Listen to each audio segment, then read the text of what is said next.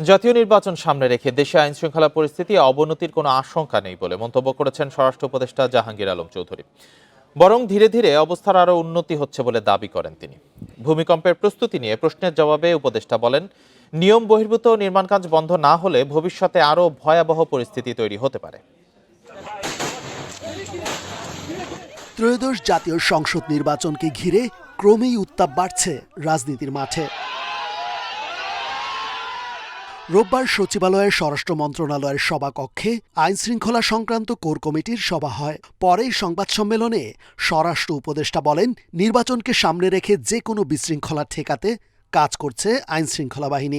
আইন শৃঙ্খলা পরিস্থিতি আস্তে আস্তে উন্নতির দিকে যাচ্ছে, কিন্তু একটা জিনিস হলো যে নির্বাচন যতই ঘনে আসবে সেই সময় ধরেন যে বিভিন্ন পার্টির ভিতরে মানে ধরেন প্রসেশন এইগুলি সংখ্যা বেড়ে যায়। তো আপনার এই বলছেন অবনতি ছিল, ওর থেকে তো উন্নতি গেছে। এই আমাদের এই 1-1.5 বছরের চেষ্টা উন্নতির দিকে গেছে। এ সময় সাংবাদিকদের প্রশ্নের জবাবে উপদেষ্টা জানান, 2009 সালের পর দেশে যেসব বৈধ অস্ত্রের লাইসেন্স নবায়ন করা হয়নি সেগুলোর লাইসেন্স বাতিল হয়ে গেছে।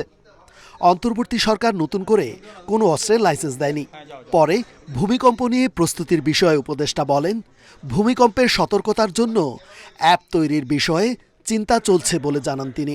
আমরা তো সব লাইসেন্স বাতিল করছি তা নাই, আর নির্বাচনে আগের জন্য কিন্তু যেই সব হাতিয়ারগুলো আমরা জমা দিতে বলছি, কিন্তু আমরা কোনো হাতিয়ারই তো দেই নাই। 2009 সালের থেকে ইয়ের পরে যেই সব হাতিয়ারের ইগুলি দেওয়া হয়েছিল, স্পেশালি যদি সরকারি কর্মচারী হয় শুধু তাদের ক্ষেত্রে শুধু কনসিডার করা হয়। বলতেছিল যে 10 সেকেন্ড আগে নাকি একটা ওয়ার্নিং দেয়, তো ওই অনেক দেশে নাকি ওরকম একটা অ্যাপ আছে যেটা 10 সেকেন্ড আগেই হয়। তা আমরা ওইটা চিন্তা ভাবনা করছি আমরা ওরকম একটা অ্যাপ খুলতে পারি কিনা।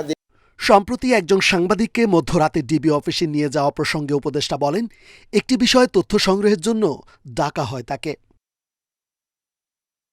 রেজওয়ানুল হক, ইন্ডিপেন্ডেন্ট নিউজ, ঢাকা।